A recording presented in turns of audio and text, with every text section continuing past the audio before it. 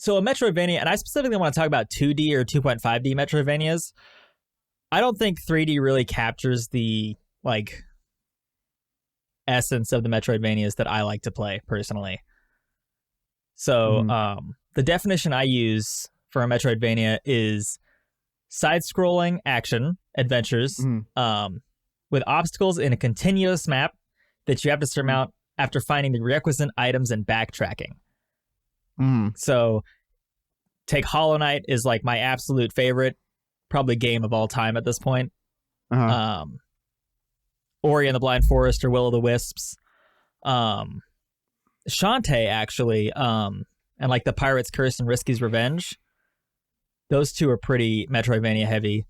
Are they? Like, yeah. It doesn't. It almost doesn't feel like a Metroidvania to me, because like, I was looking up a list of like what our games are considered Metroidvanias and seeing if I've played any of them before, and I saw, what is it? Okay, Shantae was one that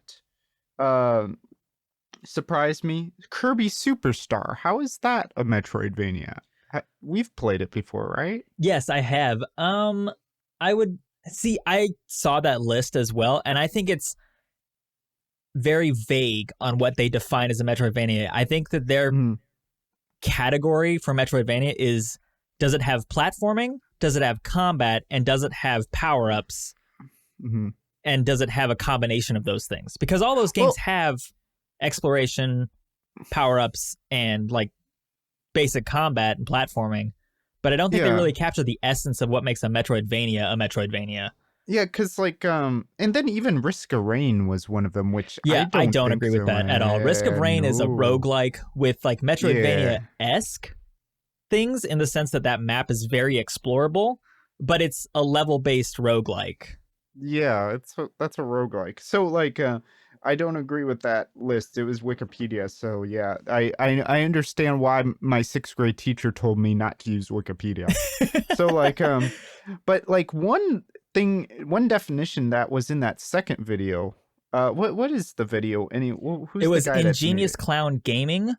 What makes a good Metroidvania? Yeah, like one word that he used that I really, really liked, and two definitions that he gave was guided non-linearity. That's a really good term, because like what it really means is like, so for instance, like he kept bringing up the that in Hollow Knight there's one ledge in the beginning of the game or something that you can't quite get to. It's like just missing like one like beat to jump up there, you know? And that's almost like a locked door, but in a design standpoint. Oh yeah. Because like what you would need there is like a double jump or something. I haven't played all the way through the game, so I wouldn't know what exactly it is. Yeah, you either need double jump, wall climb, or dash. And that's one of the great things about Hollow Knight is you have so many movement options that you can get through the game. But keep going with what you're saying. Yeah, so like that's like part of the big thing of Metroidvania. It's like you got this like open world. So he also had this idea too. It gives off the illusion of an open world, but then you have these places that are inaccessible at the moment because you lack a certain upgrade or ability, you know? And I think that's what really sets Metroidvanias apart from just regular platformers, and why I really very, very much disagree, especially on Kirby Superstar. Where's Kirby Superstar? Like, I mean, I guess the abilities thing, like there's in some of the, you know, the Great Cave of Offensive, there's some places where you need to get a certain ability, but it's usually like you get it from an enemy that's like